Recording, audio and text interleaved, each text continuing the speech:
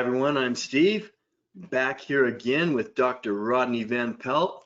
We're talking about what Dr. Rodney eats in a day.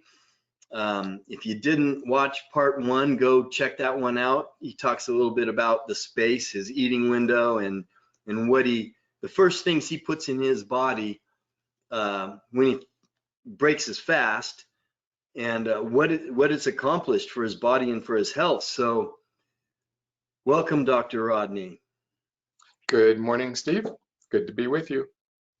Okay, so let's pick it up where we left off. You talked about this shake, this concoction with all kinds of crazy stuff in it in our first interview on what you eat. So yes. Let's go from there. So is that your whole meal, that shake concoction thing that you make? Is that your whole breakfast? Pretty much. Sometimes if I'm a little bit hungry, I'll, if I'm still hungry after I've drank it, I'll have some mixed nuts and with some raisins or something if I'm still hungry. But often that is it. Yeah. Okay, so I take it lunch is next. So when is lunch? And give us a typical lunch that you would eat. Sure. And you are correct that lunch is next. I mean, people have asked me often, well, what do you snack on? What do you eat for snacks? And the answer is I don't really snack. And it's not because I'm anti-snack per se. It's just because I'm not hungry. I'm eating 3 meals fairly close together, as I already kind of at 10, 2, and 6. So but anyway, I'm not hungry, and so I don't really snack. I just let my body rest between meals, and then when it comes to lunch, there's a lot more variation when it comes to lunch. Almost always, I want half of my meal to be vegetables, half my plate to be vegetables, and some meat. So sometimes I make a good quiche. I make a vegetable crustless quiche, and so often I'll have some, a slice of quiche and then vegetables with that. When I'm using eggs that are high quality. I want them to eat good things. I want them to be free, happy chickens, not cramped in a little cage with their beaks clipped off, that doesn't wind up being good meat or good eggs. How the animals live that give up their flesh, their lives, for our meals and our nutrition matters to our health. And so I'm eating eggs that are organic and free range, and then any meat that I eat, I want also to be, if it's like beef, I want the cows to be free range. I want them to eat grass, right, instead of grain. That's the bottom line of it. Grass is the normal food for a cow. I want them to eat that. If I'm eating fish, I want the fish to be wild. No, I will not eat farmed fish. I'm telling you, if we could see the operations, we wouldn't have any difficulty determining whether we should eat farmed fish or factory raised chickens. If we, the more detail we know about the processes involved, the less likely we are to want to eat them. We just wouldn't eat them again. But anyway, so I'm carefully choosing the meat that I eat. I'm not afraid of meat. I'm not afraid of fat. I like it, actually. I think it's good for my body. I think my brain, my body, my microbiome, every cell in my body needs fat, actually. Our cell walls, all of them, everywhere in our body, every cell wall in our body is made from phospholipids. Lipid is another word for fat. They're made up of fats, and we need fats, and they need to be healthy fats. And I want to talk about, before we're done, what I don't eat. because that's kind of equally as important almost as what I do eat, because there are toxic fats, there are toxic meats, there's toxins out there, and they want to create inflammation, and inflammation is Pandora's box for all kinds of disease. So lunch is largely vegetables and some kind of good quality protein, meat, fish, eggs. Yeah, so we know from last time that you have an 8-hour feeding window, or you eat in an 8-hour window, and you eat basically 3 times. Mhm. Is it hard to get enough protein in that 8-hour window? No, but I'm not really measuring protein. Sometimes people ask, well, how many grams of protein do you eat? And I don't measure it. I know that I want plenty, that I eat plenty. I'm not afraid of protein. I'm not afraid of fat. I would say I have more caution around how much carbohydrate I eat. I know that I want liberal amounts of protein, liberal amounts of fat, and limited amounts of carbohydrates. And I'm specific about what kind of carbohydrates I eat also. And so I might have some almond crackers, with lunch also. So yeah, very interesting. And again, everyone's different, as you heard, from the first video. We're not prescribing anything. This is, what we're talking about, what Dr. Rodney eats and why he eats the way he eats. And there's so many things to talk about. There'll be so many more interviews, but now you've got me curious.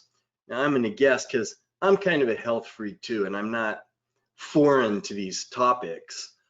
But let's talk about, you said fats, some bad fats. Okay, I'm going to guess that's corn oil, vegetable oil, trans fat. So am I wrong? Go ahead. What don't you eat when it comes to fats? Yeah, yeah, you stated some of it. I talked to a friend once and he said, oh, I don't even believe, I told him, I said, I think a lot of the world, a lot of the US, let's say, not necessarily the world, a lot of the US has been kind of brainwashed by the USDA food pyramid, and, different, like they promoted corn oil. Yeah, they pushed that on the nation, like, this is healthy for you. You shouldn't eat lard, you should eat corn oil. And that people are confused about what healthy fats are, and he said, no, I don't even listen to them. And I said, well, okay, tell me, is canola oil good for you or bad for you? Well, he didn't know. He has been listening. We're affected by it and we don't even know it. Like they are so insidious with their advertising and their messaging, that we get affected by it and we don't even know. But you did say, we can identify oils that are healthy first, like olive oil is really good for us. I do like studies. In one study, they fed the subjects a liter of olive oil a week. Okay, that's a lot of olive oil. Okay, I've never eaten that much. I don't know if I could. Like, I don't know how you get that much down. Okay, but it reduced heart disease in this group by 40%. Okay, this is just highlighting fats are not bad for us. They all by themselves, fats are not the cause of heart disease or the cause of being fat for that matter either. But olive oil is good for us. As I already mentioned, MCT oil is good for us. Coconut oil, good for us. Avocado oil, great stuff. And vegetable oil, as you said, that's toxic. But see, that's a general term. Vegetable oil would include soybean oil, corn oil, canola oil, which is also called rapeseed oil. It's a kind of grain. And it just turns out that the processes to create these oils are a problem. You think about corn, how much oil do you think there is in corn? If you crush you know, if you get the kernels off an ear of corn and you crush it, how much oil do you think is going to run out of that? The answer is it's next to zero. Okay, it's not oily food. Corn isn't an oily food. There's hardly any oil in corn at all. And they don't extract the oil, they create it. They chemically manipulate the stuff in corn. And it's a very, very intense process that uses a lot of chemicals, a lot of heat, a lot of energy to just turn it into oil. It's really amazing that they can do it at all. But it turns out at the end of it, it's not good for us. You mentioned trans fats, and those are definitely toxic, right? They are just horrid for us. And where do we get trans fats from? We get that, and we can turn almost any oil. You can turn coconut oil and olive oil into trans fats. Okay, how do you do it? By overheating them. That is how, if we overheat the oils. One marker of that is if it smokes. If you made the oil smoke when you're cooking with it, it's being overheated and it's getting turned into trans fats. But French fries, for instance, deep fat frying, that's trans fats. Anything, you know, like all these breaded deep fat fried foods, and when we're frying things, we can do it in a fry pan also. The surface temperature of a fry pan is really hot, way hotter than an oven. For instance, you know, we might bake something at 375, 425, whatever. But the surface temperature of a frying pan can be 3 or 4 times that. They are really, really hot right where the flame is on that metal.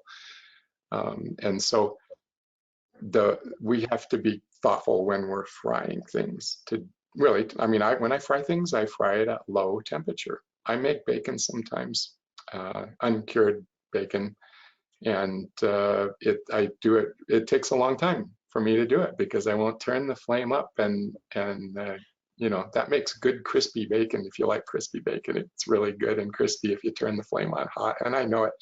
But it's also creating trans fats, so I cook mine really slow.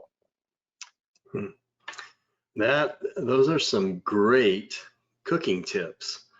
And I guess, you know, the natural fats, you know, whether it's saturated fat, polyunsaturated fat, monounsaturated fat, and with the fats, we want to keep our, you know, omega-3 and omega-6 ratio healthy. So yeah, I guess, you know, it all can be bad, you know, if you're eating the wrong types of foods, whether it's fat, carbohydrates, or protein, for sure. So how about dinner? You got one meal left. What do you do? Yes, and that meal has even more variety in it because that one my wife often makes. And largely we're on the same page, you know, with what we're eating. But so I'm usually just working with whatever she has created, you know, for our dinner meal. She's a school teacher, and so she's out of the house most of the day, and so she has a limited amount of time that she does cooking, and so I try to prepare foods myself, and I prepare roasted vegetables. I make them in an air fryer, but I see to some people the benefit of an air fryer is that you don't use any fat. That's the purpose that many people have for them is to fry things without any fat because they're afraid of fats. And I liberally coat the vegetables in olive oil and salt them and put them in there. For me it just does it quickly and simply. But I make batches of roasted vegetables and keep those in the fridge so that they can be used for any meal at any time. Really not breakfast usually, but lunch or dinner. And then she made a dish the other day I had that I really enjoyed. It's hard to describe what to call it. It was sort of a mixture of meatloaf, pizza, and a taco. But it was these flourless tortillas that had a layer of organic grass-fed ground beef spread on it and seasoned, and then tomatoes and lettuce and onions and just some delicious things were on there, and salsa, and and then we cut it in pizza slices, kind of, and served it like that. That's it's hard to describe, but she said this Sounds is. delicious. It was really delicious. Yeah. Yep. Enjoyed it a lot. We just finished it last night. So it sounds like you're getting really good balance in all your meals, with protein, uh, fats, and keeping the carbs. I mean, when you're eating vegetables and the carbs aren't going to add up. But so that is fascinating. Is there anything else that you would add to something that you feel is important about what you eat in a day? So we know what the meals are now. Is there anything that you would add to this about that you can think of how you eat, or a point that you'd want to make? Yeah, thank you. I'm glad you reminded me of this. So let's go back to oils just for a minute. Okay, here's a thing that I watch for like a hawk is soybean oil and palm oil. Soybean oil is it's the cheapest oil on the market. It's not good for us. It isn't good for me, and it's cheap, and they put it in everything. It'll wind.